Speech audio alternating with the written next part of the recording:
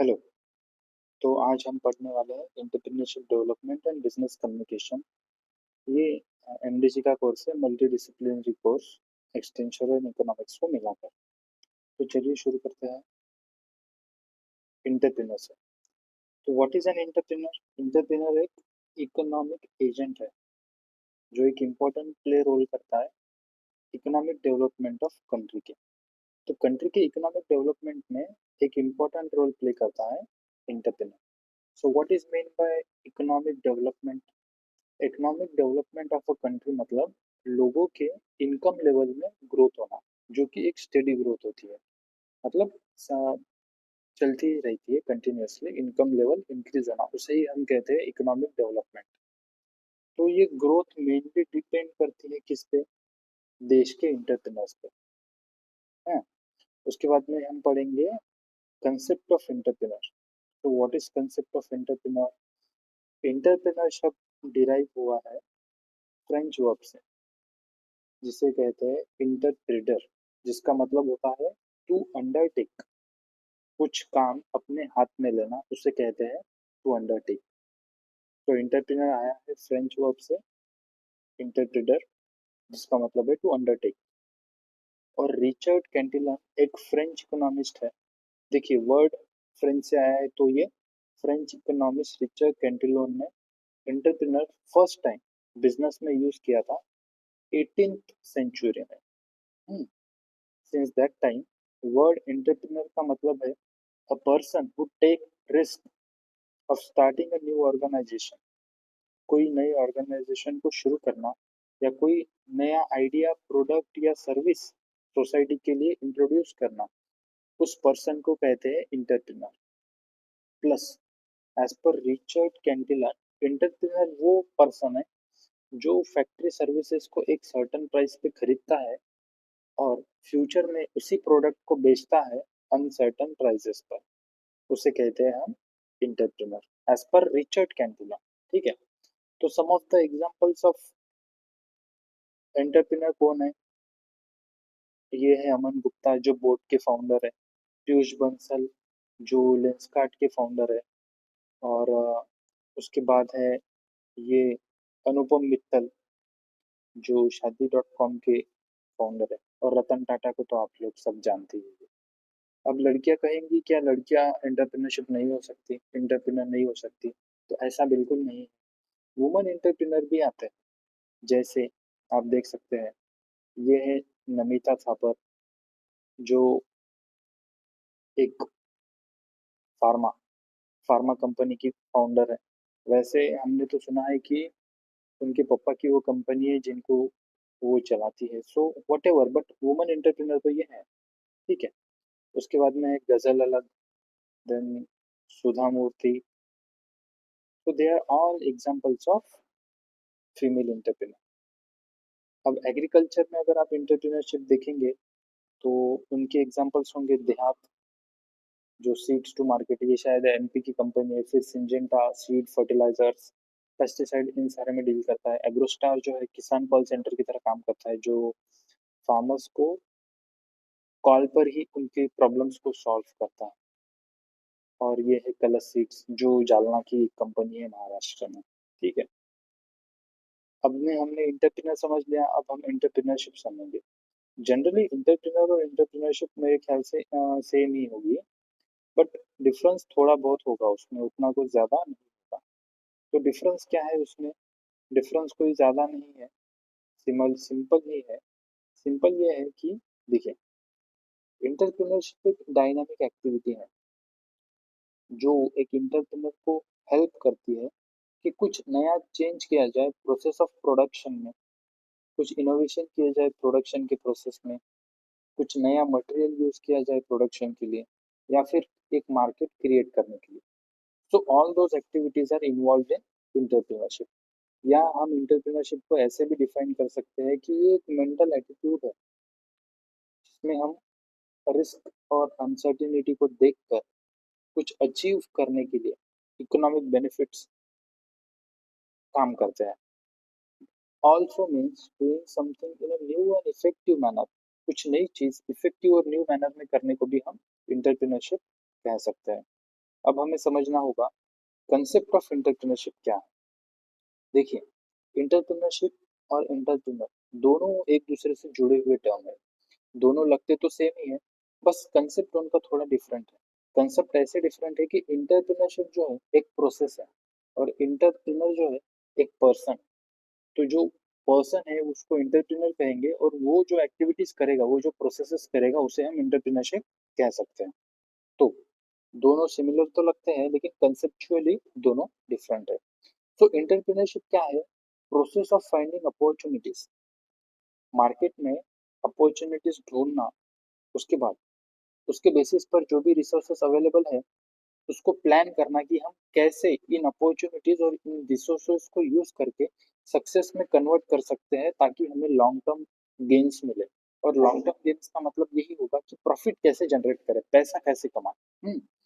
तो also entrepreneurship में हम क्या करते हैं, कैपिटल को क्रिएट करते हैं, पैसा कमाते हैं पैसा यूज करके, मतलब पैसा इन्वेस्ट करना बिजनेस में और उसी से पैसा ग्रो करना। ठीक है। तो entrepreneurship can also be defined as describing what entrepreneurs do. जो भी काम एंटरप्रेन्योर करता है उसे हम एंटरप्रेन्योरशिप कह सकते हैं। पर एंटरप्रेन्योरशिप सिर्फ बिजनेस और प्रॉफिट से रिलेटेड नहीं है। इसके अलावा इसमें पर्सनल सेटिस्फेक्शन भी मिलता है उस पर्सन को, एंटरप्रेन्योर को, क्योंकि वो कोई नई चीज दुनिया में ला रहा होता है। तो entrepreneurship is essentially the act of creation, एक एक्ट ऑफ क्रिएशन है एंटरप्रेन्योरशिप, जिसके लिए एक एबिलिटी लगेगी अपॉर्चुनिटीज को रिकॉग्नाइज करने का, शेप करना एक गोल, साथ में उस एडवांटेज लेना उस सिचुएशन की और प्रॉफिट्स कमाना। तो ये सारी चीजें एंटरप्रेन्योरशिप में होती है। Now what is the scope of entrepreneurship? Scope बहुत वास्ट है। अब हम देखेंगे कि इंडिया, रूरल, डिजिटल और global versus local opportunities entrepreneurship में क्या है। तो इंडिया की ग्रोथ में अगर आप देखेंगे तो इंडिया आज का थर्ड लार्जेस्ट स्टार्टअप इकोसिस्टम है। स्टार्टअप मतलब क्या है? जो शुरुआत का बिजनेस आप करेंगे या फिर इंटरप्रेन्योरशिप एक्टिविटी करेंगे तो ये जो शुरुआत होगी उसे ही हम स्टार्टअप कहते हैं। स्टार्टअप कंपनीज आपने सुनी होगी, तो वही है। स्टार्टअप और इंटरप्रेन्योरशिप इंटर रिलेटेड ही है। तो दुनिया का थर्ड लार्जेस्ट इकोसिस्टम है स्टार्टअप का इंडिया, जिसमें अभी करीब 100 प्लस यूनिकॉर्न कंपनीज है। यूनिकॉर्न कंपनीज मतलब जिस कंपनी की वैल्यू $1 बिलियन से ज्यादा है, या हमारे इंडियन रुपीज में हम कहेंगे 9,200 करोड़ से ज्यादा, that is unicorn company. India की ग्रोथ ड्रिवन बाय फंडिंग है। गवर्नमेंट बहुत सारे फंड करते हैं थ्रू स्टार्टअप इंडिया। और इसके साथ ही आप अगर देखेंगे तो डाइवर्स और लार्ज कंज्यूमर मार्केट आप इंडिया में देख सकते हैं। की फैक्टर्स कौन से हैं? की सेक्टर्स जिसमें एंटरप्रेन्योरशिप अभी काम कर रही है आफ्टर लॉकडाउन। फिनटेक, जो गूगल पे फोन पे आप यूज करते हो, फाइनेंस और टेक्नोलॉजी को साथ यूज करता है। ऑनलाइन टीचिंग, यूट्यूब या फिर अलग अलग प्लेटफॉर्म जैसे फिजिक वाला, और कौन से प्लेटफॉर्म्स है, मतलब डिफरेंट प्लेटफॉर्म्स। साथ ही ई कॉमर्स, जैसे ऑनलाइन बिजनेस करना, जैसे मिंत्रा, फ्लिपकार्ट या अमेजोन, ये सारी चीजें। उसके बाद आएगा हेल्थ टेक और एग्रीटेक। ठीक है। अब देखेंगे हम रूरल इंटरप्रेन्योरशिप। रूरल इंटरप्रेन्योरशिप का स्कोप इसलिए इम्पोर्टेंट है क्योंकि इसमें लोकल इकोनॉमिक डेवलपमेंट होगी और एम्प्लॉयमेंट जनरेट होगी। फॉर एग्जांपल, आप बड़ी बड़ी सिटीज में देखेंगे कि वहां पर एम्प्लॉयमेंट ज्यादा है क्योंकि वहां पर डेवलपमेंट हो रही है। फॉर एग्जांपल, अगर आप किसी मेट्रो का कंस्ट्रक्शन करेंगे तो वहां पर मजदूर लगेंगे काम करने के लिए, तो वहां पे एम्प्लॉयमेंट जनरेट हुई। लेकिन ऐसा ही आप अगर रूरल एरियाज में देखेंगे तो वहां पर मेट्रो अगर आप बनाएंगे तो वहां पर कोई यूज नहीं होगा क्योंकि वहां पर मेट्रो में जाने के लिए उतना मोबिलिटी लोगों को लगेगा नहीं। लेकिन कुछ ऐसी जरूरतें हैं, बेसिक जरूरतें, जैसे एग्रीकल्चर का मार्केट जहाँ पे आप चीजें बेचेंगे, या फिर बेसिक नीड्स, इनका ज्यादा इंपॉर्टेंट है। तो अगर आप इंटरप्रेन्योरशिप की एक्टिविटीज लोकल एरियाज में अपने खुद के रूरल एरियाज में कर रहे हैं तो उससे इकोनॉमिक डेवलपमेंट तो होगी ही लोकल एरिया की, पर लेकिन एम्प्लॉयमेंट भी जनरेट होगा दूसरों के लिए है। फिर इसके बाद में रूरल इंटरप्रेन्योरशिप जो है supported by grants, cooperatives and zero interest loans. तो गवर्नमेंट ऑफ इंडिया ग्रांट्स भी देती है, कॉर्पोरेट्स भी क्रिएट करती है और ज़ीरो इंटरेस्ट लोन भी देती है रूरल एंटरप्रेन्योरशिप के लिए। साथ ही rural entrepreneurship addresses regional challenge with local solutions. जो आपके रीजनल चैलेंजेस है, फॉर एग्जांपल मैं आता हूँ यवतमाल डिस्ट्रिक्ट से, तो यहाँ पे फार्मर की सुसाइड रेट्स बहुत ज़्यादा है। ठीक है, तो ये सॉल्व कोई वही पर्सन कर पाएगा जो इन प्रॉब्लम्स को लोकली जानता है। दिल्ली में या मुंबई में बैठा हुआ आदमी लोकल प्रॉब्लम्स नहीं समझ पाएगा। इस वजह से इन प्रॉब्लम्स को सॉल्व करने के लिए रूरल एंटरप्रेन्योरशिप बहुत ज़्यादा ज़रूरी हो जाती है, क्योंकि लोग यही पर जानते हैं, उनको एक्सपीरियंस है कि प्रॉब्लम क्या है एक्चुअल में, है ना? तो इस वजह से रीजनल चैलेंजेस को सॉल्व किया जा सकता है। फिर डिजिटल एंटरप्रेन्योरशिप, आप देखेंगे 2020 लॉकडाउन के बाद मिलियंस ऑफ जॉब्स क्रिएट हुए हैं ऑनलाइन एजुकेशन के थ्रू या फिर डिजिटल एंटरप्रेन्योरशिप के थ्रू, जिसमें आप आईओटी मतलब इंटरनेट ऑफ टेक्नोलॉजी का अर्थ यही होगा कि एक एरिया में जितने भी डिजिटल डिवाइसेस हैं उनको यूज करके, उनके सेंसर्स को यूज करके कुछ एनालिसिस निकाला, उसके बेसिस पे कुछ रिजल्ट निकालना, उसे आईओटी कहते हैं। आईओटी मतलब इंटरनेट ऑफ थिंग्स, जिसमें सारे सेंसर्स को यूज करके कुछ हम एनालिसिस करते हैं, वही है आईओटी। क्लाउड मतलब गूगल ड्राइव, वन ड्राइव, जिसमें आप ऑनलाइन अपलोड करते हैं वो। डाटा सिक्योरिटी, गवर्नमेंट का डाटा या किसी कंपनी का सीक्रेट डाटा जो आपको सेव करना है अच्छी तरीके से ऑनलाइन, वो हो गया डाटा सिक्योरिटी। और स्मार्ट टेक मतलब अभी जो भी चीज़ें, सारी चीज़ें, टैब, लैपटॉप्स, मोबाइल्स, ये सारी स्मार्ट टेक में आएगी। और साथ में आप जो वॉचेस अभी पहन रहे हैं जिसमें आपको अपना ब्लड ब्लड क्या कहेंगे हम, ब्लड मतलब ब्लड में कितना ऑक्सीजन है, कार्बन डाइऑक्साइड है, कितना इनटेक है ऑक्सीजन, ये सारी चीज़ें जो है इसमें आएगी स्मार्ट टेक में। ठीक है, उसके बाद आप देखेंगे कि innovation, policy, academia, social impact, इन सारी चीज़ों में डिजिटल एंटरप्रेन्योरशिप का बहुत ज़्यादा महत्व है। अब हम देखेंगे कि ग्लोबल वर्सेस लोकल अपॉर्चुनिटीज क्या है एंटरप्रेन्योरशिप में। देखिए, ग्लोबल मतलब लार्जर मार्केट्स, ज़्यादा पैसे कमा सकते हैं और ज़्यादा प्रोडक्ट्स बेच सकते हैं, ज़्यादा सर्विसेज बेच सकते हैं, क्योंकि अलग अलग कंट्रीज, अलग अलग मार्केट से अलग अलग डिमांड होगी। उस तरीके से हम ज़्यादा पैसे भी कमा सकते हैं, मार्केट भी बहुत बड़ी होगी और डाइवर्सिफिकेशन भी हम कर पाएंगे। लोकल अपॉर्चुनिटीज क्या है? मार्केट की अंडरस्टैंडिंग हमें अच्छे तरीके से होगी, क्योंकि हम लोकली आते हैं, वहीं पर रहते हैं, तो हमें मार्केट में क्या चाहिए क्या नहीं चाहिए ये अच्छी तरीके से जानकारी होगी। और ऑपरेशन सिंपलर होंगे, क्योंकि अगर आपको ग्लोबली जाना है तो आपको खुद की कंट्री के टैक्सेस, फिर उसके बाद में जो भी कस्टम ड्यूटीज है वो सारी समझनी पड़ेगी। दूसरे कंट्रीज के साथ कैसा रिलेशन है वो समझना पड़ेगा, तो दैट इज लाइक थोड़ा सा कॉम्प्लेक्स ऑपरेशन आएंगे। लेकिन यहाँ पर सिंपलर ऑपरेशन है, यही पे बेचना है, तो उतना कुछ रेगुलेशन है नहीं, है ना? तो बेस्ट अप्रोच ये रहता है कभी भी एंटरप्रेन्योरशिप में, पहले आप लोकली स्टार्ट कीजिए, उसके बाद में then you can expand globally. अब एंटरप्रेन्योरशिप का इम्पोर्टेंस क्या है एग्री बिजनेस में? देखिए, भारत में अगर आप देखेंगे तो एग्रीकल्चर में ज़्यादा से ज़्यादा लोग इन्वॉल्व हैं। इस वजह से अगर एंटरप्रेन्योरशिप को हम एग्रीकल्चर में इंट्रोड्यूस करते हैं तो मार्केट बहुत बड़ा है। इसके साथ एक्सपोर्ट अपॉर्चुनिटीज भी बहुत ज़्यादा हो जाएगी, क्योंकि ज़्यादातर लोग भारत में किसी न किसी प्रकार एग्रीकल्चर में इन्वॉल्व हैं। ठीक है, तो अगर हम एग्रीकल्चर में इंटरप्रेन्योरशिप को इंट्रोड्यूस कर देते हैं, so it will be great for our country's economic development. With that, as the economic development will improve, the income level of people will also improve, because the employment will be get generated, right? तो तो क्या है importance? Rising input demand, feed, fodder, fertiliser और bio fertiliser की demand increase होती ही जाएगी, क्योंकि एग्रीकल्चर को रोक नहीं पाएंगे हम, क्योंकि उसके बिना देखिए, आदमी पैसा किस लिए कमाता है? कि खाना खा सके, राइट? तो खाना प्रोड्यूस भी करना पड़ेगा, तो अगर खाना प्रोड्यूस ही नहीं कर रहा है तो खाएंगे क्या?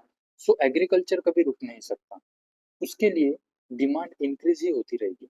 और एग्रीकल्चर के साथ उसके जो इनपुट डिवाइसेस है उसकी भी डिमांड इंक्रीज ही होती रहेगी, राइट? फिर अभी बायोटेक्नोलॉजी ज़रूरत है हमें, उसके बाद में improve seeds, bio control agents, mushroom production, केसर फार्मिंग, वैल्यू एडिशन, इन सारी चीज़ों की ज़रूरत बहुत ज़्यादा है हमें, क्योंकि इनका डिमांड बहुत ज़्यादा है लोगों में। जैसे आप अगर देखेंगे आप पिकल्स बना सकते हैं कैरेट से, टमाटो से, ब्रिंजल से, ऑनियन से। नॉनवेज नॉनवेज पिकल्स भी आप बना सकते हैं। सो इनका टेक्नोलॉजी एडवांसमेंट, क्योंकि इन्हें प्रिजर्व करने के लिए, क्योंकि एग्रीकल्चरल प्रोडक्ट जो है बहुत ज्यादा पेरिशेबल होते हैं, मतलब जल्दी खराब हो जाते हैं, राइट। तो इम्पोर्टेंट है टेक्नोलॉजी को एडवांसमेंट की जरूरत है, टेक्नोलॉजी इंप्रूव करने की बहुत ज्यादा जरूरत है।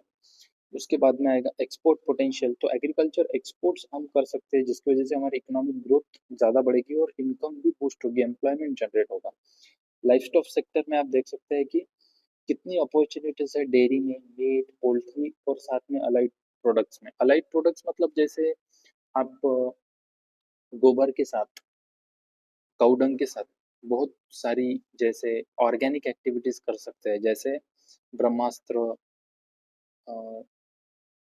Like different kinds of products organic farming या नेचुरल फार्मिंग के लिए आप देसी गाय के काउडंग के साथ बना सकते हैं। तो वहां पर एक इम्पोर्टेंस बढ़ जाता है। उसके बाद में forest resources, non timber forest products and by products. अभी रिसेंटली हमारी एक ट्रेनिंग हुई थी दिल्ली में, तो वहाँ पे कृष्णा पिकल्स में हमने देखा था, एक अच्छा स्टार्टअप है वो भी, जिसमें वो पिकल्स बेचते हैं और अभी वो डाइवर्सिफाई भी कर रहे हैं उनके प्रोडक्ट।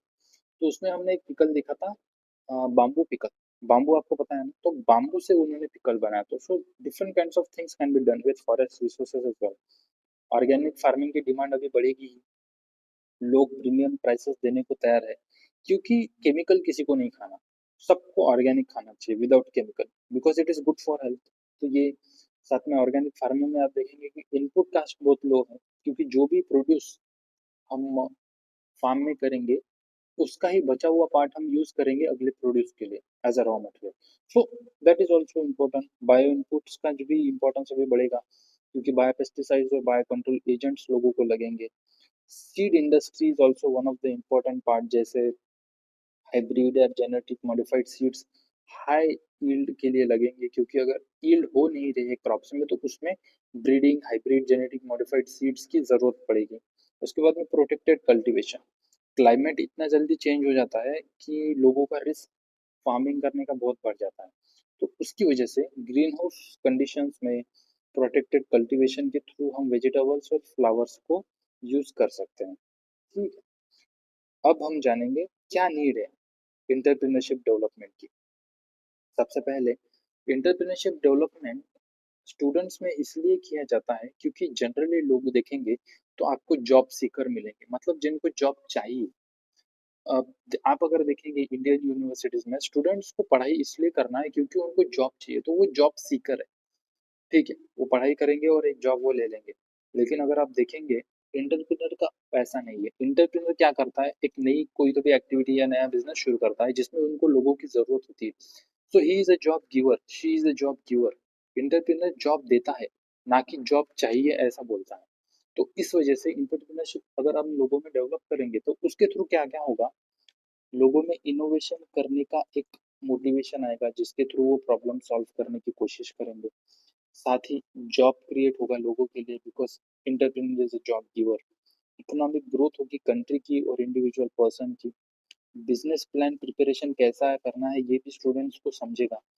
कम्युनिटी डेवलपमेंट, जिस कम्युनिटी में आप रहते हो, जिन लोगों के साथ आप रहते हो, उनकी डेवलपमेंट करना आप सीखोगे, क्योंकि कोई रूरल एंटरप्रेन्योरशिप करेगा तो उसमें कम्युनिटी डेवलपमेंट एक इंपॉर्टेंट पार्ट प्ले करेगा। लोगों की लिविंग स्टैंडर्ड्स इंप्रूव होगी। साथ ही और क्या होगा, और होगा इंक्रीजिंग नेशनल इनकम। जैसे जैसे आप लोगों की इनकम इंप्रूव करोगे वैसे ही नेशनल इनकम, कंट्री की इनकम भी बढ़ेगी। इकोनॉमिक इंडिपेंडेंस आएगा लोगों को, क्योंकि किसी के अंडर काम नहीं करना। जितना पैसा मैं कमा सकता हूँ, सोचो अगर आपने इंटरप्रेन्योरशिप अपने हाथ में ले ली, तो अगर आप कोई अच्छा बिजनेस आपका बन गया, उसके बाद में आप कर सकते हैं कि ये कंपनी किसी बड़ी कंपनी को बेचकर अपना पैसा कमाकर जिंदगी आराम से जी सकते हैं। इकोनॉमिक इंडिपेंडेंस आ गई, आप किसी पे डिपेंडेंट नहीं है, जैसे जॉब में कि आपको मंथली सैलरी आनी चाहिए। इंटरप्रेन्योरशिप में ऐसा नहीं है। आपने एक बार ज्यादा पैसा कमा लिया तो आप आराम कर सकते हैं। दो एक पर्सन को आराम नहीं करना चाहिए, but still can do other things as well, right. फिर सोशल एम्पावरमेंट भी होगा, क्योंकि इंटरप्रेनर मतलब लोगों से मिलेगा, ज्यादा लोगों से, कंट्री के बाहर भी काम करेगा, तो it will be important for him for economic development and social development also। तो ऑब्जेक्टिव्स क्या है एंटरप्रेन्योरशिप डेवलपमेंट के? ऑब्जेक्टिव्स ये है to promote entrepreneur growth. Entrepreneur growth is very important for entrepreneurship development. देखिए, हम क्या करेंगे, स्किल्स, कैपेबिलिटीज और इनोवेशन एक पर्सन की इम्प्रूव करेंगे थ्रू ट्रेनिंग। इंटरप्रेन्योरशिप डेवलपमेंट आपके अंदर किस लिए करना है? क्योंकि इंटरप्रेन्योर ग्रोथ हमें बढ़ानी है, क्योंकि इंटरप्रेन्योर ग्रोथ अगर बढ़ेगी तो इनकम लेवल बढ़ेगी, लोगों की इकोनॉमिक डेवलपमेंट होगा। उस वजह से हमें इंटरप्रेन्योर ग्रोथ लोगों की जैसे skills, capabilities and innovation training के थ्रू बढ़ानी है। साथ ही रिसोर्सेस का यूज हमें इफिशिएंट वे में करना है ताकि वेस्ट कम हो सके, इनपुट कॉस्ट रिड्यूस हो सके, ताकि हमारे जो रिसोर्स है उसे हम कंजर्व कर सके, बचा सके फ्यूचर जनरेशंस के लिए। उसके साथ हमें डेवलप करने हैं बैकवर्ड रीजन्स, जो अंडर डेवलप्ड एरियाज है, जिसमें डिसएडवांटेजेस ग्रुप्स है, मार्जिनलाइज्ड ग्रुप्स है, SC STs है, उनको मेन स्ट्रीम में लाना is one of the important part, ताकि कंट्री भी डेवलप हो सके और जो पिछड़े वर्ग है उन्हें भी हम आगे ला सके। That is one of the reason. Rural areas का इम्प्रूवमेंट करना, उनमें एजुकेशन देना, ये सारी चीजें वेरी इंपॉर्टेंट। फिर आता है एम्प्लॉयमेंट जनरेट करने के लिए, जॉब अपॉर्चुनिटीज क्रिएट करना है और सेल्फ एम्प्लॉयमेंट, मैं खुद अपना एम्प्लॉयमेंट जनरेट कर सकता हूँ, is very important. To strengthen MSMEs, MSME का मतलब है micro small and medium enterprises businesses, right? तो एकदम छोटे स्मॉल मीडियम एंटरप्राइजेस, इसमें आप एक्सपांड और स्मॉल और मीडियम एंटरप्राइज इकोनॉमिक ग्रोथ के लिए मोटिवेट करिए। अब हम पढ़ेंगे की मोटिवेशनल फैक्टर्स फॉर एंटरप्रेन्योरशिप। कौन से मोटिवेशनल फैक्टर है, क्यों एक पर्सन एंटरप्रेन्योरशिप के लिए मोटिवेट होगा, कैसे होगा, ज्यादा कैसे होगा, ये समझना। तो उसका एजुकेशन और एक्सपीरियंस इम्पोर्टेंट पार्ट प्ले करता है एज ए मोटिवेशनल फैक्टर। जैसे कि अगर एजुकेशन ज़्यादा है तो प्रॉब्लम सॉल्विंग और डिसीजन मेकिंग स्किल्स इंसान की ज़्यादा होगी। वर्क एक्सपीरियंस अगर ज़्यादा है तो उससे इंसान का प्रैक्टिकल नॉलेज बढ़ेगा। हाँ, और पर्सनल लाइफ अंदर से अगर उसे लगेगा कि हमें कुछ करना है, तो वो काम करने के लिए इंडिपेंडेंटली अगर उसे काम करना है, उसे और अपने लाइफ का कंट्रोल अंदर लेना है, so they will be motivated to do entrepreneurship. कुछ नया ट्राई करना है या एक्सपांड करना है नए एरियाज में, उसके लिए मोटिवेशन फैक्टर है। पर्सनल लाइफ अंदर से आ रहा है, अगर फैमिली बैकग्राउंड बिजनेस के रिलेटेड है, उसमें भी उसको मोटिवेशन मिलेगा। अगर बिजनेस ओरिएंटेड फैमिलीज है जो प्रमोट करती है और सपोर्ट करती है इंटरप्रेन्योरल एक्टिविटीज के लिए, तो that will be a good thing as a motivational factor for entrepreneurship. अब देखेंगे दूसरे कुछ मोटिवेशनल फैक्टर, जनरली तो सेम ही है पर थोड़े बहुत अलग है। अलग कैसे है मोटिवेशनल फैक्टर्स? पहला तो है इंटरनल फैक्टर, जो अंदर से आता है इंसान के, जैसे कुछ नया करने की डिजायर, उनका एजुकेशनल बैकग्राउंड क्या है, उनका ऑक्यूपेशनल बैकग्राउंड क्या है, और क्या वो इंडिपेंडेंटली काम करना चाहते हैं।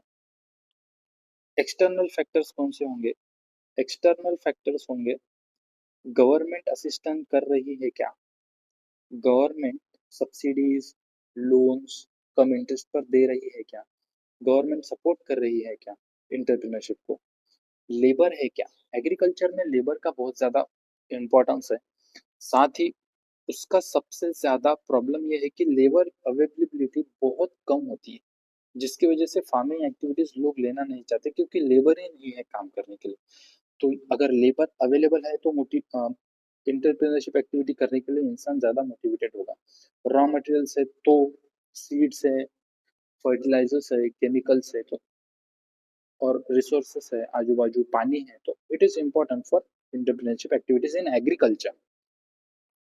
साथ ही अगर बिग बिजनेस हाउसेस एनकरेज करते हैं लोगों को कि आप भी बिजनेस में आइए, हम आपको सपोर्ट करते हैं या आपको गाइडेंस देते हैं एटलीस्ट, तो they will be more like motivated to do things. साथ ही डिमांड है प्रोडक्ट की, आप ये काम, मतलब ये प्रोडक्ट की डिमांड है लोगों में कि ये प्रोडक्ट लोगों को चाहिए, लेकिन कोई दे नहीं रहा है या उस तरीके से नहीं दे रहा है जिस तरीके से उन्हें चाहिए, तो that will be important factor. Now we will understand what is the role of social and environmental factors in entrepreneurship. पहले हम समझेंगे रोल ऑफ सोशल फैक्टर। तो रोल क्या है सोशल फैक्टर का। सोशल फैक्टर्स जैसे society, culture, institutions and human relationships. ठीक है। तो पहले तो फैमिली बैकग्राउंड। तो इंटरप्रेन्योर फैमिलीज में आपको अर्ली एक्सपोजर मिल जाएगा बिजनेस स्किल्स से। स्किल्स बहुत इंपॉर्टेंट है बिजनेस के लिए। अगर आप में स्किल्स नहीं है तो you cannot do those things of business, क्योंकि you will be risk not taking more, right. तो फैमिली सपोर्ट है, अगर फाइनेंशियल, इमोशनल और गाइडेंस है, क्योंकि आप इंटरप्रेन्योर फैमिली से आते तो रिस्क कम हो जाता है, because you know how to deal with risk. Family values अगर इन्फ्लुएंस करते हैं बहुत ज़्यादा रिस्क टेकिंग और इंडिपेंडेंस। जैसे अगर आप इंडियन कल्चर में देखेंगे तो फैमिलीज ऐसी है जिनमें आपको लाइक आपको बोलेगी कि गवर्नमेंट जॉब ले लो, और अगर आप प्राइवेट कोई भी मतलब अब क्लर्क भी काम कर रहे हो गवर्नमेंट तो बहुत बड़ा है, लेकिन अगर आप प्राइवेट कंपनीज में 1-2 लाख भी कमा रहे हो फिर भी आपका कोई वैल्यू नहीं है। So that is only independence. अगर आपको फैमिली सपोर्ट करती है तो you can do better, right. फिर आता है एजुकेशन एंड ट्रेनिंग। आपका एजुकेशन अगर है ज़्यादा तो knowledge, confidence, problem solving abilities आपकी अच्छी होगी। Skill based training, entrepreneurship education, extension program promotes innovation. तो ऐसे अगर प्रोग्राम्स हो रहे हैं तो आप ज़्यादा मोटिवेटेड होंगे काम करने के लिए, नई एक्टिविटीज़ करने के लिए, कुछ नया काम करने के लिए। इंस्टीट्यूशन जैसे कि यूनिवर्सिटीज़, कृषि विज्ञान केंद्र या फिर इंक्यूबेटर्स। इंक्यूबेटर्स यानी वो जिसमें आपको एंटरप्रेन्योरशिप की ट्रेनिंग दी जाएगी, आपको इन्वेस्टर्स के साथ कनेक्ट किया जाएगा, आपको अदर एंटरप्रेन्योर्स के साथ कनेक्ट किया जाएगा, आपको फंडिंग या फिर ग्रांट्स भी दिए जाएंगे। तो इसे हम कहते हैं इंक्यूबेटर्स। एक स्कूल है वो जहाँ पर फंडिंग वगैरह भी मिलती है, फंडिंग कैसे ली जा सकती है, टेक्निकल नॉलेज, ये सारी चीज़ें दी जाती हैं, उनको हम कहते हैं इंक्यूबेटर्स।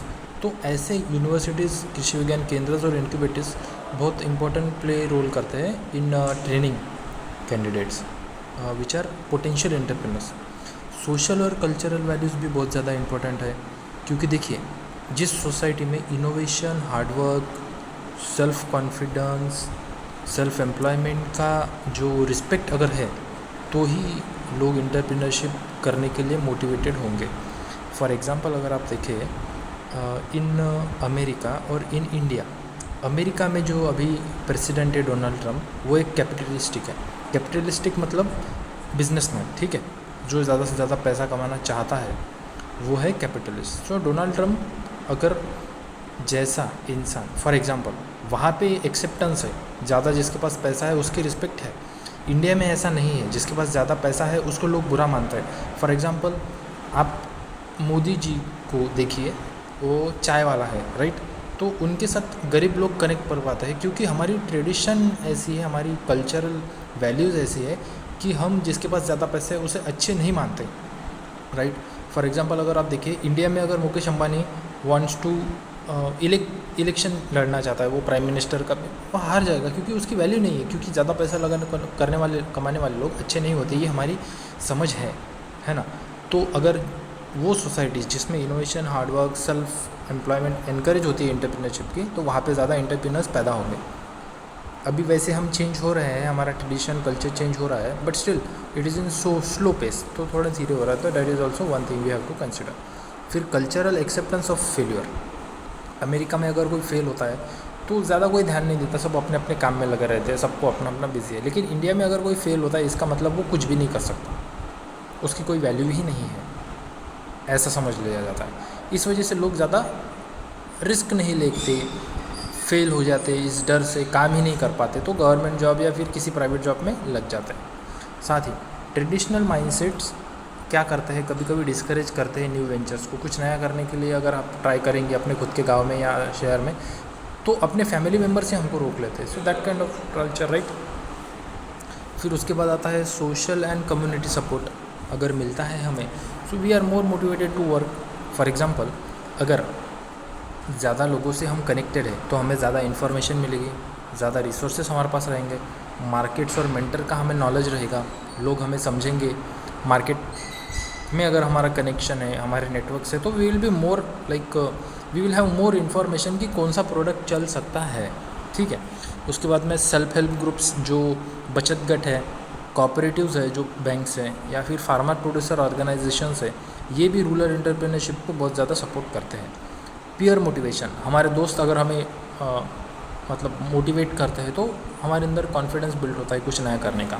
साथ ही एंटरप्रेन्योरशिप के लिए government and institutional supports is very important. अगर गवर्नमेंट सपोर्ट कर रही है किसी देश की एंटरप्रेन्योरशिप के लिए, then we are more motivated to do it.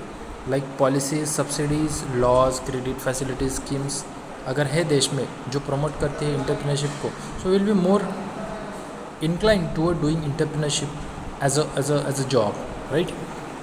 So programs आप अगर इंडिया में देखेंगे तो जैसे स्टार्टअप इंडिया, मुद्रा योजना, पीएमएफएमई मतलब प्रधानमंत्री formalisation of micro food processing enterprise, मतलब जो फूड प्रोसेसिंग है जो माइक्रो लेवल पे जो हमारे घर पे गृह उद्यम जो है वो एक स्कीम है गवर्नमेंट ऑफ इंडिया की। सो इसकी वजह से ऐसी स्कीम्स अगर होंगी तो नए एंटरप्राइज को इनकरेजमेंट मिलेगा एक्सपेरिमेंट करने के लिए, एंटरप्रेन्योरशिप शुरू करने के लिए। अब हम देखेंगे रोल ऑफ एनवायरनमेंट फैक्टर्स क्या है। जैसे देखिए इकोनॉमिक एनवायरनमेंट एक इम्पॉर्टेंट है, आपकी सोसाइटी कैसी है, आपकी फैमिली कैसी है, आपके आजू बाजू के लोग कैसे, वो भी इम्पोर्टेंट पार्ट प्ले करते हैं। फॉर एग्ज़ाम्पल अगर आपके एनवायरनमेंट में कैपिटल है मतलब पैसा अवेलेबल है, आप मार्केट से पैसा उठा सकते हैं, लोन ले सकते हैं, आपका इनकम लेवल लोगों का क्या है, आपका खुद का क्या है, साथ ही मार्केट डिमांड है या नहीं प्रोडक्ट की, ये सारी चीज़ें इन्फ्लुएंस करती है एंटरप्राइज की ग्रोथ। उसके बाद अगर इकोनॉमिक कंडीशंस स्टेबल है तो इन्वेस्टमेंट लोग ज़्यादा करेंगे और एक्सपांशन ज़्यादा हो पाएगा। फॉर एग्ज़ाम्पल अमेरिकन और इंडियन स्टॉक मार्केट में अगर आप देखेंगे तो ज़्यादा स्टेबल अमेरिकन मार्केट है, तो इन्वेस्टर्स क्या करते हैं, अपना पैसा ज़्यादा स्टॉक मार्केट में अमेरिका की इन्वेस्ट करते हैं ना कि इंडिया की, क्योंकि वो ज़्यादा स्टेबल है। तो ये भी एक इम्पॉर्टेंट पार्ट है। उसके बाद में नेचुरल एंड फिजिकल इन्वायरमेंट कौन सा है, जैसे availability of natural resources like जैसे लैंड, वाटर एंड क्लाइमेट बहुत इंपॉर्टेंट है एग्री एंटरप्रेन्योरशिप के लिए। तो अगर ये अवेलेबल है तो एग्री एंटरप्रेन्योरशिप अच्छी तरीके से हो पाएगी। फिर आता है क्लाइमेटिक कंडीशंस, जैसे आप कौन से क्रॉप चूज़ करते हैं, प्रोसेसिंग कैसी करते हैं, उसके साथ जो भी रिलेटेड एक्टिविटीज़ है वो कैसे करते हैं, that is also important.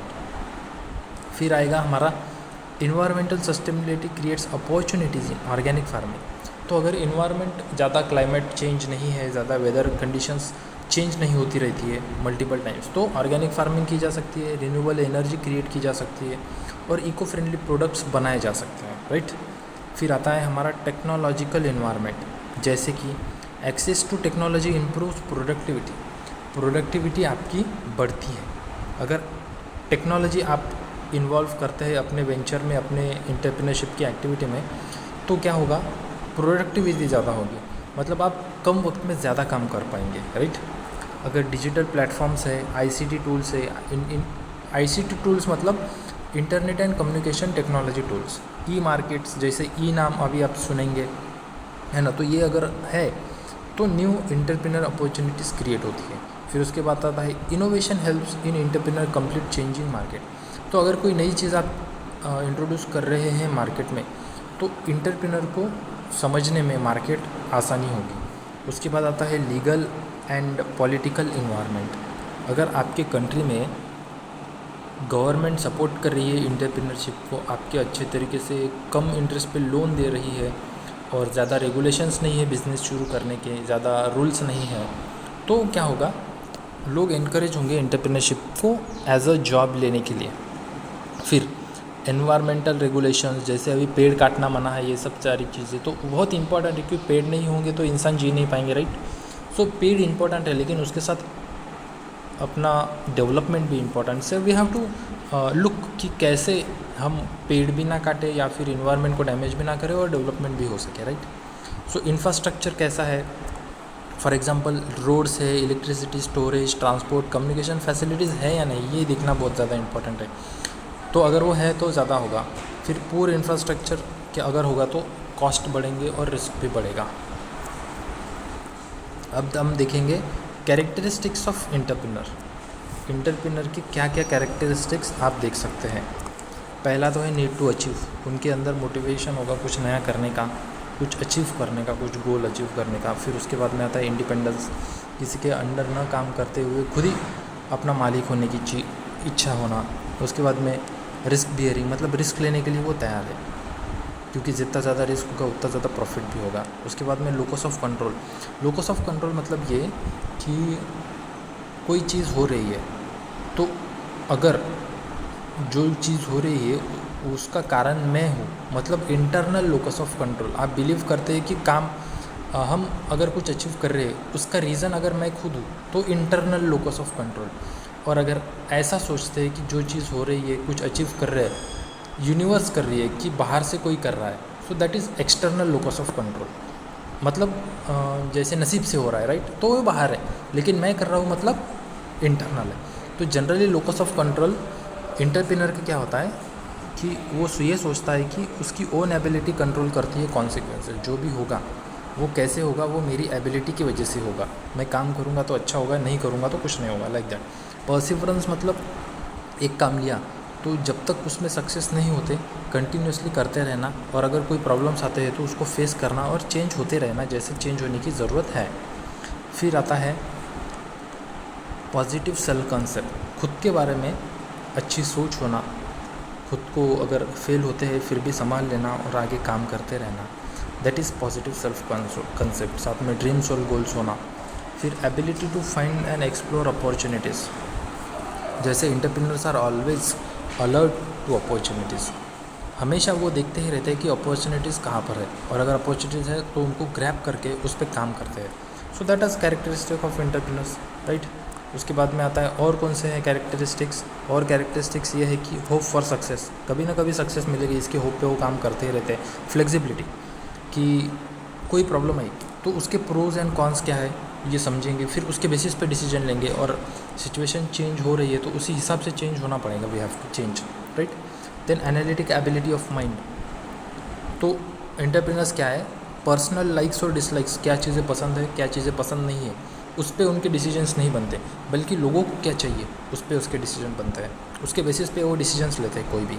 Sense of efficacy, entrepreneurs are always oriented toward action for accomplishment of their goals, मतलब कुछ करना है तो मैं खुद करूँगा, मैं जितना काम करूँगा उतने ज़्यादा गोल्स अचीव होते जाएंगे। Openness to feedback and learning from experience, मतलब अगर कोई फीडबैक दे रहा है कि तुम अच्छे से काम नहीं कर रहे हो, तुम्हारा प्रोडक्ट अच्छा नहीं है, तो वो समझना, उस पर काम करना और उस मिस्टेक को सुधारना, और लोगों को क्या चाहिए ये समझ कर उनको देना हो, राइट।